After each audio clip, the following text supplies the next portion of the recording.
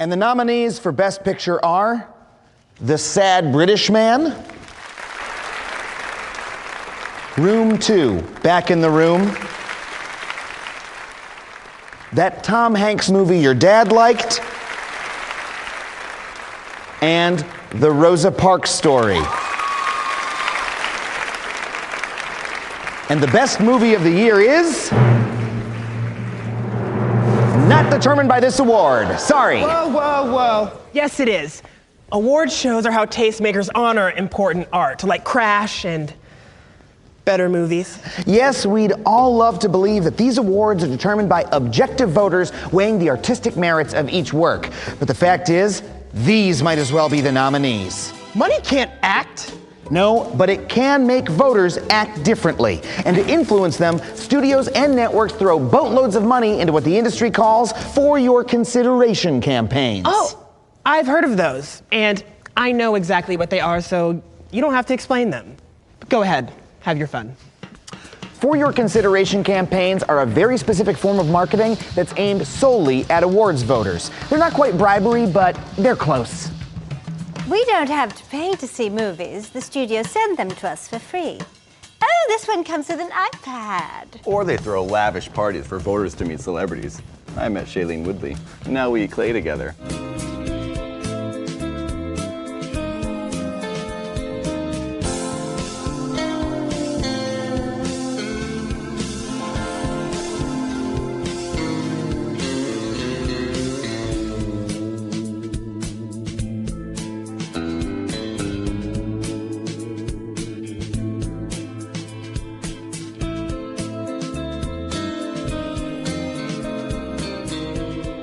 TV10 podcast episode 0485.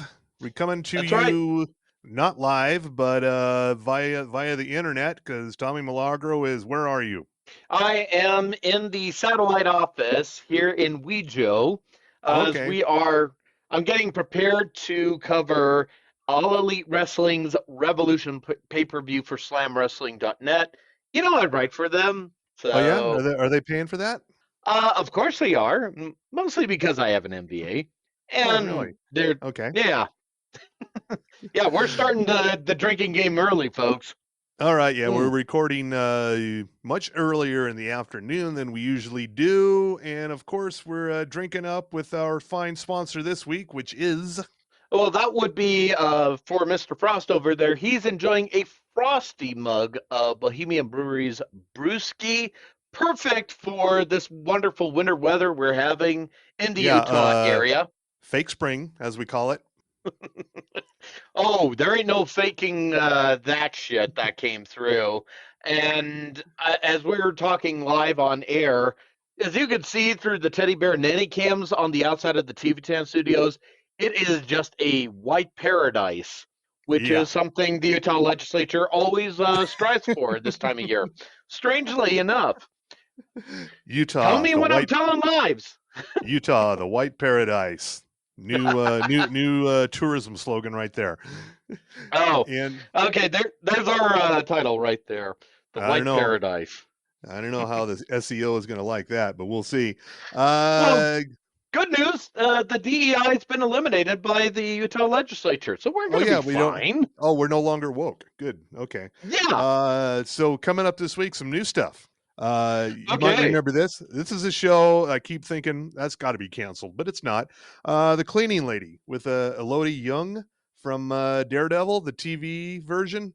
She played Elektra, and now she's a Cambodian surgeon who immigrated not quite legally to the U.S. And she's here to find a cure for her 5-year-old son's rare bone disease, and she ends up working for the Las Vegas mob. She's patching up goons as needed and cleaning up crime scenes as needed. Like you do. Yeah. I mean, it's good to have a secondary source of income. Well, this is her first source of income now. And pretty good show. Nice, intense crime drama. Okay. But I didn't think it was still on Fox. So that's on Tuesday on Fox. Also on Tuesday, season 5 of Dark Side of the Ring. Oh yeah. Our first subject That's on the Vice channel. Mm-hmm. And our It's first subject up. Vice is still around, folks. Oh yeah. All of the various media arms of Vice are in various states of disarray, but I think the TV network is pretty solid. It's I think it's owned partially by A&E Network, so I think it's doing okay. The news division, the website, maybe not so much, but at least the Yeah. TV channel is still there. First Mhm. subject out of the gate is Earthquake John Tenta. Okay. Familiar with him? I am not. Yeah, you would have recognized him from the WWE days.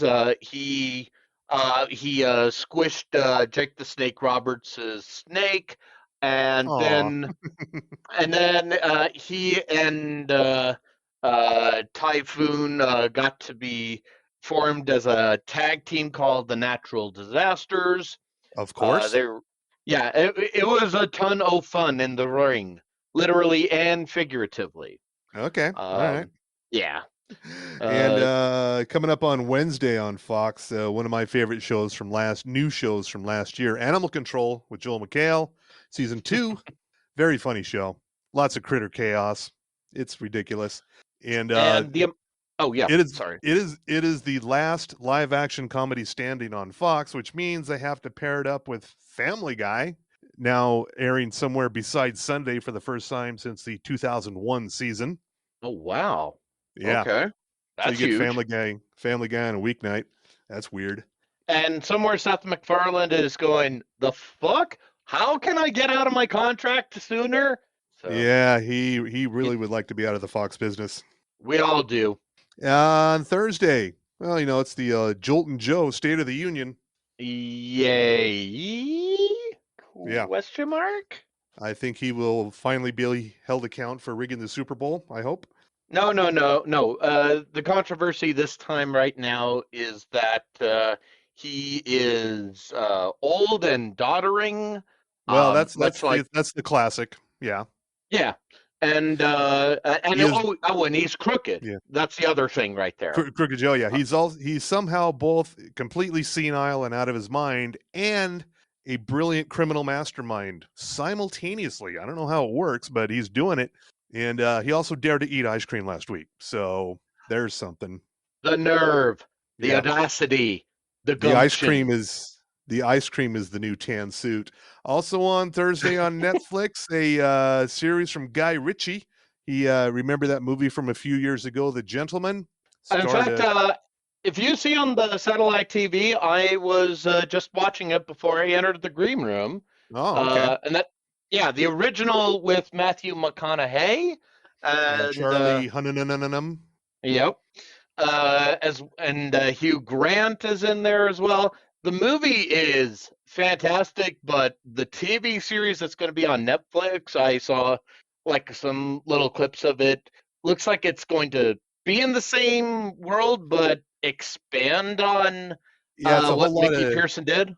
it's a whole lot of different characters this time around, and it's about a guy who inherits his late father's country estate, only to find out that it's part of a large underground cannabis business owned by a seriously bad dude played by Ray Winstone. Oh, wait, Yeah, is that one of his last roles? I think you're Or is thinking of he? somebody else.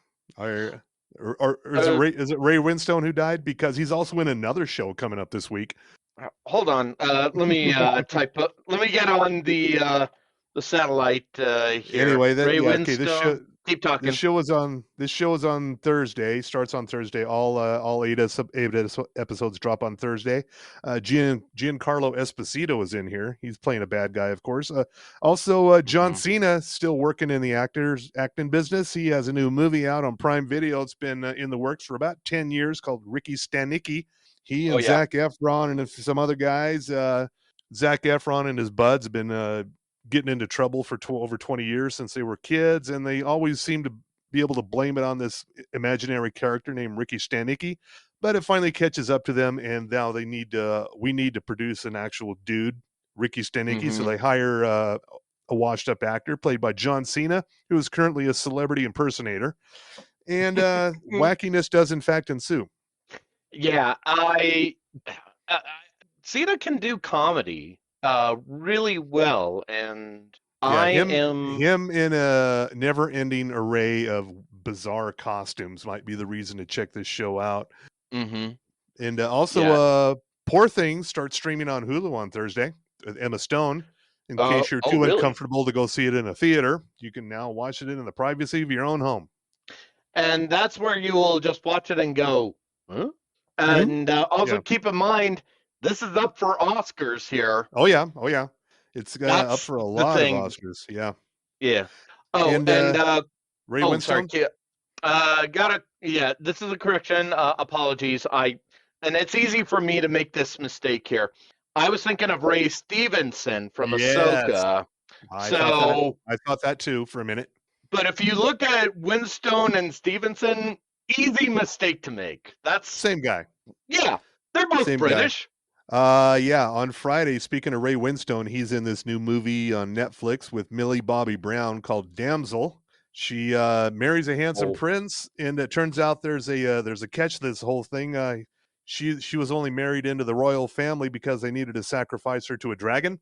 So they just toss her ass in the dragon's lair, and yeah, many a princess has gone before her and not made it out. She is going to John Wick her way out of this thing, no matter what. It, yeah. Now, the thing is that on Hulu they had something kind of similar with Joey King. yeah, yeah. The t- what was the title? It escapes me at the moment. Or better I think yet, it was something. I think the princess was in the title somewhere. yeah, Similar, that a little sounds bit about. similar. Yeah, Yeah, except that was PG-13. This is not, from what I could not tell. not really Uh, sure. Looks pretty intense though. yeah. Also on Oh, it Friday on it was the yeah. princess I was thinking of. The Also princess, on that's what I was thinking of. Friday on the Roku channel, Chelsea Peretti has a new movie called First Time Female Director, in which she is literally a first time female director playing a first time female director. But what she is directing is a play at a small local theater in Glendale. She's a playwright who gets reluctantly kicked up to the job of director. And we just got to go with it from there. This is a comic cast that includes Kate Berlant, Max Greenfield, Natasha Leggero, Tim Heidecker, Megan Mullally, Amy Poehler, Andy Richter, a whole lot of people. And it did okay at the Tribeca Film Festival. It got kind of mixed reviews, but it'll be funny. It may not be good, Hmm. but it'll be funny. So it got So that you're going for it. so it's Roku good, is what you're saying. Yeah, yeah, yeah. It's Roku good for sure. Yeah. And also on coming up on Sunday, it's the 96 Academy Awards or the Oscars. You know the movies. Oppenheimer has the most nominations, followed by Poor Hmm. Things, Killers of the Flower Moon, and Barbie. Also in here are The Holdovers, Anatomy of a Fall, American Fiction, Past Lives, and The Zone of Interest. Those Hmm. last three you may not be familiar with since they've not been hyped up like every minute in your face, but other smaller movies that probably will do well. And Carrie Yeah. Mulligan's gonna. I know she's gonna get it for Maestro, Yeah. And that's hosted by Jimmy Kimmel, right? as Or usual. Yes. okay. And now some of the movies you mentioned, Zone of Interest, some of you are going, wait a minute, it wasn't on Netflix. No, of course not, because it was actually in a theater. What? What's a Yeah. theater? It's those buildings where you go in where you get popcorn. Is it the one with like the Dune sandworm fleshlight? No, it's not that. It's definitely not that. Yeah, Um, so most of these are available to watch on your streamers somewhere. Uh, mhm. like we mentioned, Poor Things, Oppenheimer is on Peacock, as is The Holdovers. I believe Past Lives, you can watch that on Showtime, Paramount Yeah. Plus. Zone of Interest and American Fiction, kind of hard to find. Maestro, of course, is on Netflix, Yep. and Good Burger 2 was snubbed completely. Yeah, I again, when is Oscars going to get it? When is Keenan and Kel. Oscars? Keenan and They Kel shut out again. and Kel was recently on After Midnight, and oh my God, he is funnier than what he does at Good Burger too. Yeah, So I've been warming up to After Midnight. My first impression was, I've seen this. this is the same old show. But then I've watched a few more ago. Well, it's good to have it back. Yeah, exactly. It's And now Taylor supposed to be Tomlinson, something. and Oh, she's great. Yeah. yeah. But what were you gonna say there? I didn't mean Just to cut like you off. I was overthinking it. It's like it's just good to have it back. Yeah, I we should not have expected something brand new. It's just it's good old at midnight, after midnight. Yeah. yeah.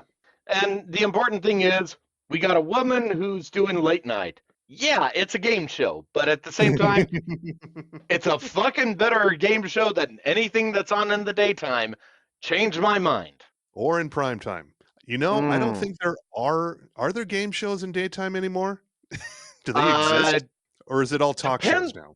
depends on what you call a game show Okay. because first of all, I present to you Exhibit A, Your Honor, on Fox. There's Who's the Masked Singer. Well, Eh, yeah, those are primetime shows. yeah. So, but in the game show genre, Oh yeah. uh, I would say, yeah. I don't think there I, are game shows on daytime anymore. I think it's all judge shows and talk shows yeah. and cooking shows You're forgetting about and Price is Right. You're forgetting about okay, Price is okay. Right. All right, there's that one. Yeah, and I want to now.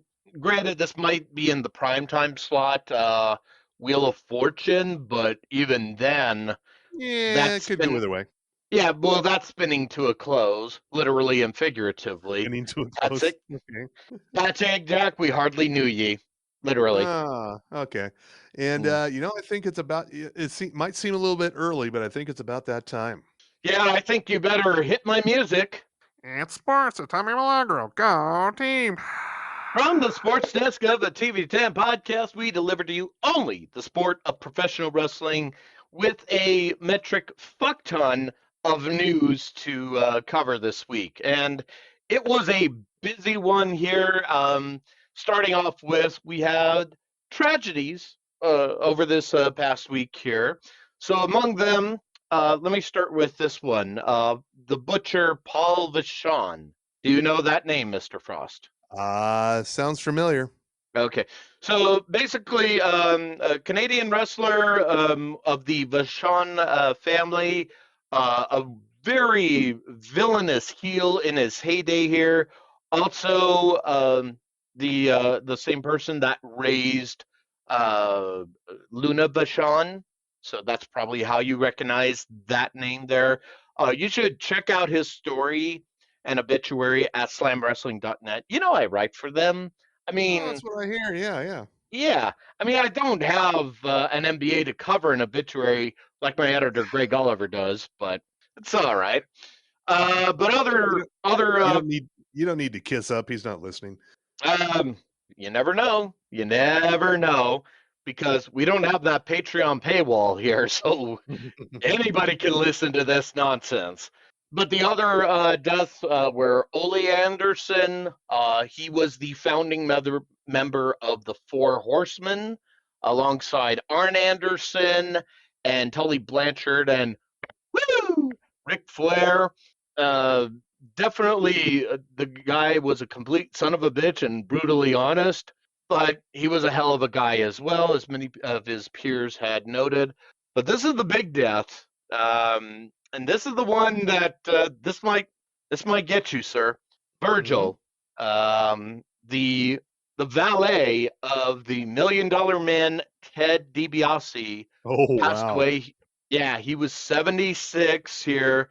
And whether you knew him as Virgil in the WWF days or whether you knew him as Vincent in the WCW days, this was a big, imposing black man who was there to help out whoever he was valeting. Is that the right word? Anyway, Valeting. um, I don't know. I don't know what the right pronunciation would be here. But basically, he was the bodyguard to assist in anything nefarious. But Yeah. here's the thing from SlamWrestling.net. Ted DiBiase, upon learning on the passing of his colleague, he said, "quote We continue to be friends. I would see him at some of the Comic Cons from time to time. I told him going forward, I said, if you get booked on any of the Comic Cons and we end up there together, then please come and sit with me. I did that much, but the reason I stopped doing it was things that Virgil had said some fans weren't right. But I'm looking back at it from where I am now, and I'm going, see, he never would say that to me. He didn't want anybody to know that he was struggling because he had some problems later in life here. But yeah, First of it's definitely all, first of all, Ted DiBiase's still alive. Didn't know that. yeah for And second now. of all, the verb of valet is to act as a valet or Hmm. acting as a valet. Okay, so and also in the dictionary under redundant, does it say seed redundant? It means Yes. okay. All right. But yeah, definitely just tragic news all around here. Other things that we'll cover here as we are talking live on air, All Elite's pay-per-view Revolution is going to be coming up. It's on the Bleacher Report. You can still subscribe to it for only $49.99. Bleacher Report, huh? Yeah. Okay. And yes, not a sponsor. Nope. But this is going to be Sting's last match. He and Darby Allin hold the AEW World Tag Team Championships, and they're going to be challenged by the executive vice presidents of All Elite Wrestling, the Young Bucks, consisting of, and I'm going to quote them by their Christian names, Nicholas and Matthew Jackson. Yeah, they're being that douche nozzlery there. But uh, that this is going to be the big match everybody's going to be clamoring for. Everything else is filler. So expect that my recap is going to be a little light on everything else except for that. Maybe one or two I'm going to go, oh, I want to care about this. The rest, nah, sorry. You're Okay. not Sting. So, but yeah, he has been getting the just a lion's share of thank yous from everybody in the business. Um, and he is getting the send off that, certain promotions drop the ball on. I'm not saying who, WWE. I would never accuse any promotion of sandbagging an icon like Sting, WWE. I try to be very good about that because I'm a goddamn professional here. But also in another thing that's on slamwrestling.net, I did an interview with Kyle Davis. He is one of the co operations officers of the National Wrestling Alliance. And as you know, NWA is now on the CW app. Have you had a chance to watch it on the CW, Mr. Frost? Haven't checked it out yet. Okay. I think you should. It's definitely going to be interesting because as of today, they just finished doing some TV tapings for their Hard Times signature event, not their pay-per-view. Um, they they had a deal going with Fight, now Triller TV, but that deal is not there anymore. So now they're doing this as exclusive content for the CW, which you could read my interview with Davis on the state of the WWE at slamwrestling.net. Because I have an MBA Yeah, and I yeah. have It's, I've cover heard this that. thing. Yeah. Yeah. Yeah. Hmm. And finally, two more things that we're going to end on here. Uh, if ever you needed convincing that Vince McMahon is a complete turd of a human being, I know, hard to believe. Apparently, an ex WWE writer has claimed McMahon fired him over a racially insensitive segment. And this individual, Michael Leonardi, um, posted a video on LinkedIn, and he details his accusations against WWE and Vince McMahon in particular. And one particular spot, the segment involved was he wanted four of the wrestlers, R-Truth, Titus O'Neil, Mark Henry, and Neville, who is as white and British as they come. Mm-hmm. And this was a segment in 2016. And basically, they were all wanting to do a I have a dream speech. And their Okay. dream was, oh, and it gets better. Mm-hmm. They they were trying to do the I have a dream speech, and I dream of being in a spot in the Royal Rumble. And again, there's three black guys there, there's one white guy there that are going to try to use that type of speech on Martin Luther King Day. Okay. Yeah. Now, I know some of you are going, well, that's just woke. No, that's just dumb. That's just fucking dumb. And even Leonardi, according to him, he said, as he explained to McMahon, uh, that, this is what's going on. And then he says, McMahon is staring at the screen. He takes off his headphones and turns to me and says, "You didn't give me what I wanted." And then Leonardi tried to explain why this wouldn't work. And then McMahon got very heated and chewed him out in front of everyone. And he said, "We were all just trying to protect the company from putting out a segment that was poor and putting us in a bad light over nothing." But yeah, I got sacked for that. Did And the segment actually happen? it doesn't really say, and I don't recall if it did or not. So the fact that we're just talking about it now tells me it never did happen. But he did also outline some other things in the past, like other poor segments as well. It's definitely worth a read at slamwrestling.net.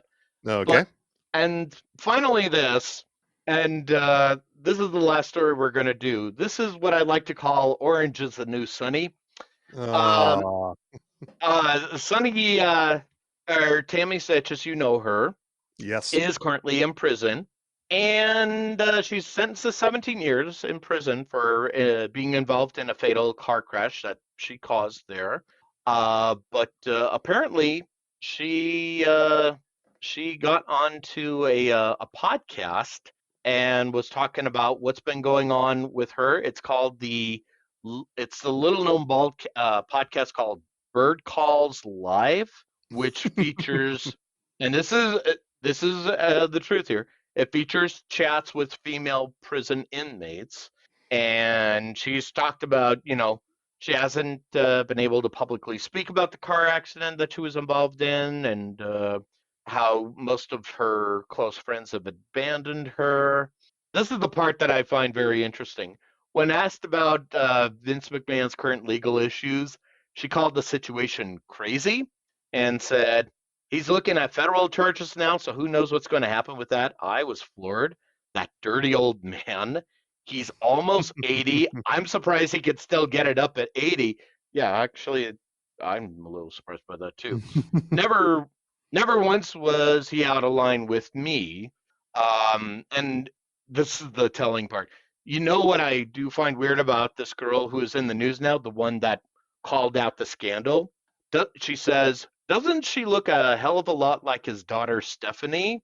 Oh. So, Oh. yeah. And then, and it gets better. About being recognized in prison. Apparently, people are trying to profit off of her.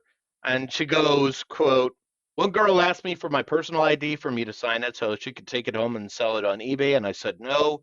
And another girl, believe it or not, had the balls to ask me for my underwear. She wanted me she wanted me to sign my underwear so she could bring them home and sell it on eBay. I told her that was absolutely not going to happen." So what we're saying, Netflix, if you need something to replace Orange is the New Black, I have the perfect story for you because it's sports. And sports, Tommy Milagro. Go team. Okay, first of all, I think we've learned some valuable things here. You can podcast from prison, so this is good news for us. Mm-hmm. Wait, why? What do I need to be worried about? Well, when we're rounded up to media camp. Oh yeah. Yeah, Because we're media, aren't we? technically, So yeah. So we'll be sent to the camps with all the MSNBC hosts, and well, maybe you'll make an escape to Canada. that is true. I'm just saying, and I've offered this before. Get the Frosts on board. We'll Von Trapp our way over to Saskatchewan, or is it Manitoba? Let me get some things organized here. We got some time before November. Well, yeah, it I worked hope. for the Handmaid's Tale. That was the Canada was the refuge in the The Handmaid's safe Tale. haven. Safe haven, Okay. yes. It could work, yes. So I All right. saw a couple things over the weekend here that I want to recommend. First of all, this show was all sorts of critically raved about last year when it premiered on Freevee, Mhm. which is part of Amazon Prime Video. Jury Duty with James Marsden. It's Okay. a lot of people just raved the hell out of it. I thought it was okay. It was funny. It was entertaining, but it wasn't like, the salvation of television. A lot of TV critics were going off on about. Basically, it's like all these cameras are set up following this jury who are all sequestered for jury duty, Mm. and but one of them is James Marsden playing James Marsden, and he's playing a Hollywood douchebag. He's just trying to get out of it the whole time, and and they explain the cameras is that we're doing a documentary about jury duty, and so everybody's an actor on the show except for one dude, and Oh they're just boy. pulling the craziest shit possible around him, and eventually there's a reveal, and it's pretty funny, but it's, yeah, like I said, I think it didn't quite live up to the hype it was given. Also, there's a Korean uh, action drama called A Shop for Killers on Hulu, Mm. and what it is the story is all sorts of timey-wimey jumping from time period to time period, and what it is a young 20-something woman who is living with her uncle because her parents have been mysteriously murdered, and the uncle is into some shady business. She doesn't know what it is, but she stumbles when he gets assassinated. She stumbles upon his business. It is a underground shop that sells arms to criminals and whoever. Mm-hmm. So now that all these criminals know that this guy is dead, they're all coming for the shop, and it's up to her to Jeez. not get killed for one thing, and also Right. protect the shop. And Mm-hmm. real excellent. You got to do some reading because there's no dubs. It's subs, not dubs. Yeah, that's something I experienced recently when I was watching House of Ninjas. Now, Hmm. you can obviously with Netflix you can convert it to being dubbed, but it just sounded dumb. So Yeah, Hulu I don't play that. no. So I just switched it back to the Japanese, which really makes you want to stay focused on what they're actually trying to say. Which brings me to the other show that is now quickly becoming my favorite, the Oh, new Shogun, um, yeah. which you could watch on FX or watch it the next day on Hulu. Oh man, that it is different from the Richard Chamberlain Shogun, um, which is great for a lot of fucking reasons right there.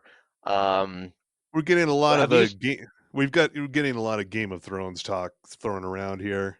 Does it? Yeah. Do you concur with that? Do you think it rises to the level of Game of Thrones? We're only one episode in so far. Unless there's going to be like some weird Japanese oni demons. No.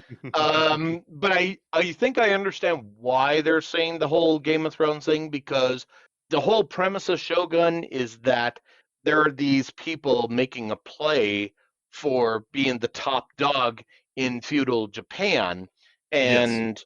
and John Blackthorne, the Richard Chamberlain role now to the other guy whose name escapes me at the moment.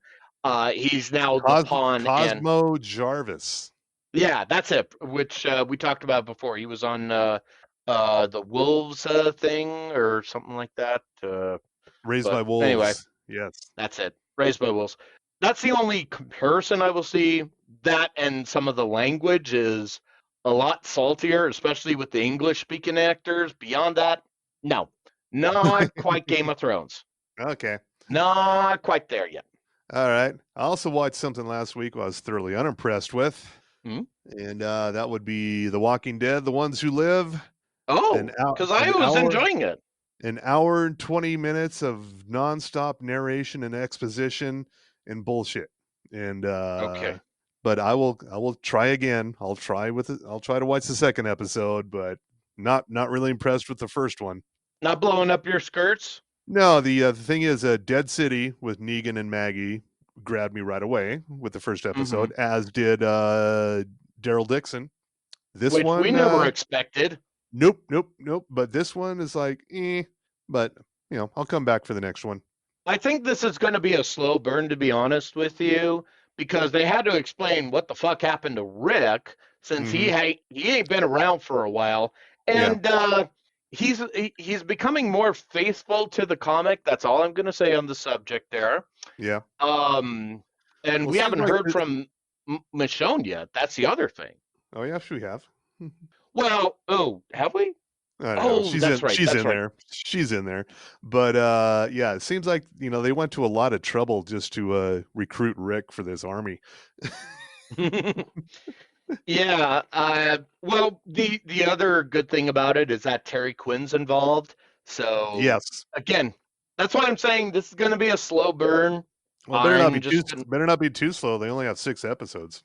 Oh yeah, that is a good point. Hurry the fuck up there, all right, A&E, or sorry, AMC. Yeah, 6 is the new 8. 8 was the new 10. 10 was the new 13, and so on and so forth. Seasons are getting shorter. Speaking of which, one is coming to an end. One of my favorites on Stars. Unfortunately, you're probably not going to see it because it's on Stars. You But know it's what you did. yeah, they know what they did. Hightown coming to an end this week with episode 6. Ended on previous episode, quite the cliffhanger. Shit's going down.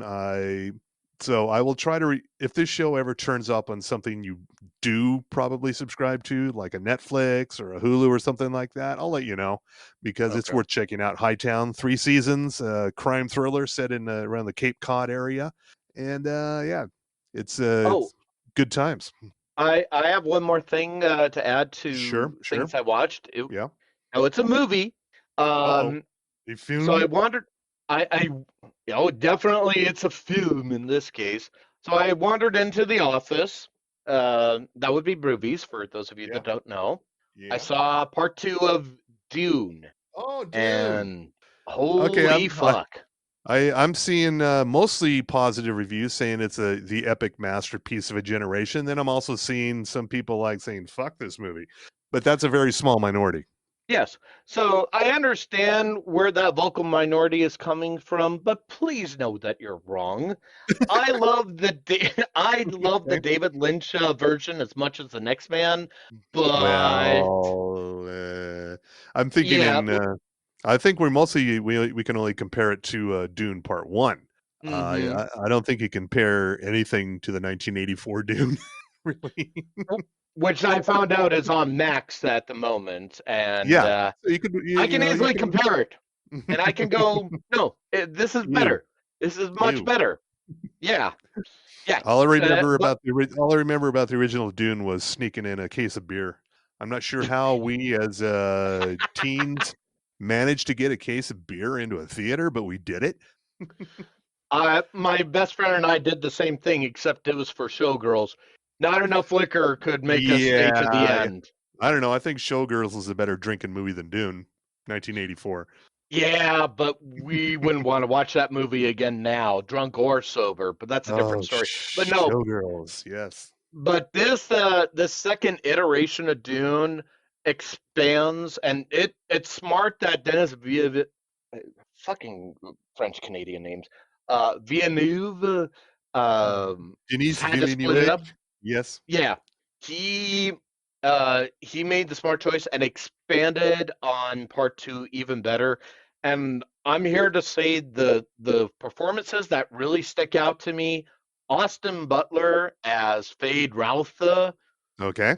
fucking scarier than anything I have ever seen in my life. I Okay. All right. now now you're probably saying, Tom, you're talking a lot of shit. Yeah, and I'll say this right now. On a scale of 1 to what's his name? Bill Skarsgård as Pennywise, That's Fade what I was Routha could take thinking. him out. Wow. Yeah. Okay. You That's some high praise right there. yeah, and there's a part where he goes after Raban, as in Dave Bautista. Yeah. Now, Yeah. Okay. any other universe, this should not happen. But this cat, I'm like, okay, even I would kind of back off a little bit here. And Timothy Chalamet really grows into the role of Paul Atreides, and as far as Zendaya as Chani, Mm-hmm. oh, everything about her. This is really centered on her, Okay. and she brings it home. Now, you're probably going, but Sean Young was better. Shut the fuck up. I will. Oh, that's right. Oh yeah, she is playing the Sean Young role, isn't she? Yeah, exactly. Okay. All And, right. and to No, which I'm going to tell. I don't think anyone has ever said Sean Young was better in regards to anything, really. Well, maybe Ace Ventura, but we're getting too far down the rabbit hole there. Um, Do we need a gritty reboot of Ace Ventura? ooh. I mean, Jim Carrey did something kind of gritty with that one show on Showtime, so Yeah, yeah. maybe We he's could up do it. for Yeah. round two. How long is Dune 2? Yeah, that's the other thing, folks. And there's a reason why I went to the Office movies to Hmm. watch this. Now, this motherfucker, 2 hours 46 minutes. Now, the good news, So that's a it standard doesn't. movie anymore. Right, but here's the thing: on a scale of 1 to Zack Snyder, doesn't feel that fucking long. Villeneuve paces it out perfectly. Now, there are Okay. some areas I quibble about certain characters not getting enough time, but they're minor at this point. He keeps things chugging along, and which is a good point to bring up because I chugged down a couple of our sponsors prior to going into the movie. Didn't have to go to the bathroom once. But Hmm. if you are of a sensitive bladder, drain first, then go. That is the pro tip Well, because you do not. if the office, you can ask them to pause the movie, right? They'll do that for you. Uh, for some reason, they fail to recognize me these days. It's a whole different crowd. So I think I need to stop in a little bit more. It's that's my fault. Well, That's my fault. this is a glowing review for Dune Part Two, and do we know what I off the top of my head? I don't know what the plan is. Is there supposed to be There's supposed to be a trilogy that's just going to go on forever? What the hell? Well, here, yeah, and that's a good question because Frank Herbert, the guy that wrote Dune, Hmm. he kind of went off on a big tangent, and that's where I get worried that number one, if we do this as films, it's going to feel like homework real quick. But number two, if you're going to do that, and just to kind of put a face on this here, because the Book of Dune, let me see if I can find the all the other books he did. There was God Emperor of Dune, Children of Dune, Heretics of Dune, um, Sandworms of Dune. Um, I mean, the list kind of Right. goes on and on right here. So, the road to Dune. I mean, that's as you're hearing this right now, you're feeling this. This feels like something in my English class. I Yeah, knew you're not that far I off. I knew there were a lot of books. I just didn't know how many exactly. So this could go on forever as movies. Right. So what we're trying to say is because, um, and I'm only people are saying I am hearing certain streaming platforms want the next Game of Thrones. Oh yeah. And let's be honest here, Netflix they keep fucking it up, so they're out of the running. Yeah, Apple yeah. Prime put their eggs in the basket with Lord of the Rings, and they shot the bed too. Um, so that leaves Apple Plus. I think you have the means Well, and the money to do this. yeah, Apple TV Plus right now is kind of doubling down on the whole shows for your grandpa and your dad to watch with all these Masters of the Air and all these, Hmm. wartime WW2 epics. So yeah, so basically as long as dads and grandpas have younger folks to tell them how to turn on Apple TV Plus, they're going to be making those shows. But here's the thing, and I will counter this argument. And yes, you're right. They are doubling down on that, which means they're only just using a tenth of their budget. We know what Yeah. Apple makes. Yeah. So there's like three Yeah, quarters left just to make this. You suckers who use Apple TV products or just Apple products in general, you're funding Apple TV, and they'll just keep making this stuff. I know, and I'm one of those suckers right there. Cheers. Oh God, I'm glad I'm not one of those suckers anymore. Okay, I think we're going to get out of here, and I'm going to tell people one show I want to recommend to them, and that is the current 12th and final season of Curb Your Enthusiasm, only to get your final dose of Richard Lewis, the now late Richard Lewis, who is having tragedy. He's having a fucking great time on this final season of Curb Your Enthusiasm. Wow. Okay, that is a good reason to see that. I will also say, since we're talking Max here, shows that you really need to watch motherfucking harder. Tokyo Vice. Yeah. That is, and for everybody that's going, oh, I'm missing True Detective. Well, this is just as good here. And it's even smarter. And it's and it's also well, it's less dark and snowy. That's true. But on a scale of like 1 to Shogun, which would I go with? Tokyo Vice for the modernism and the 90s nostalgia. And then Shogun because, you know, we need to get ready for what you're going to expect in the elections coming up here. True dat. Okay, cool. Well, I think we get out of here. We want to thank our sponsor for this week, Bohemian Brewery, and I'm having the brewski, and Tommy Milagro is having something else. Yes, that would be spiritless old fashioned. It's one of the non-alcoholic drinks, which you can find at our other fine sponsor, Booze Teak. They also got some great glassware. They also got some things to mix up your drink and be fancy as fuck. So those are great places to go. But may I also recommend that you visit our other sponsors, and that would be our OG sponsor, Sugar House Distillery. And they also got some cans there, too, that you should also try out.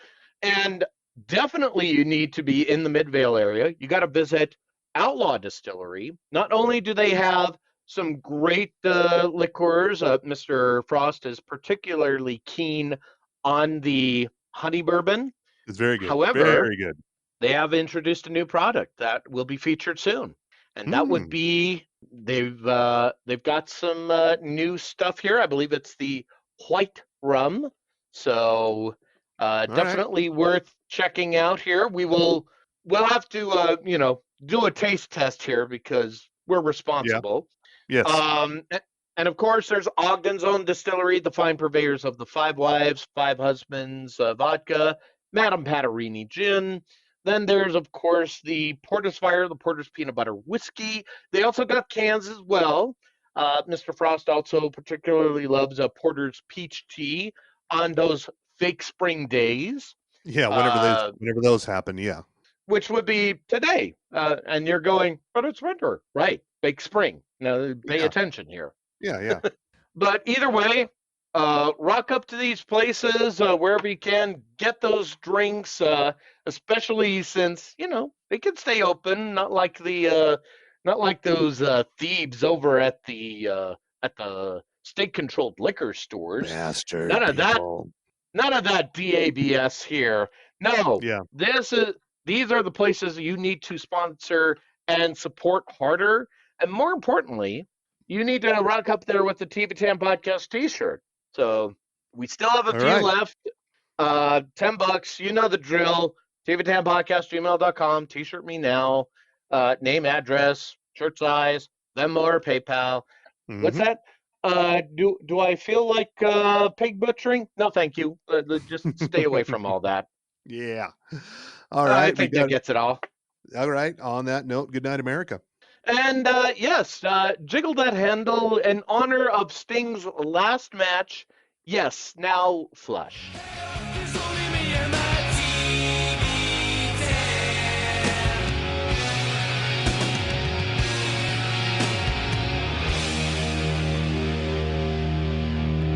Raw meat. He deserves to win. Well, quality can matter, but really you've got to campaign. Studios do all sorts of things now to get attention from voters. They have concerts, trips to Vegas. Nominees will even come to your house now. Look, spending money doesn't guarantee you're going to win, but if you want to have a chance, you'd better campaign. That's so disappointing. Sorry, it's true. Oh my gosh, Adam, please hide me. Here comes Anne Hathaway. She's relentless. Sure. Sorry. Gotcha. Come on, let's go.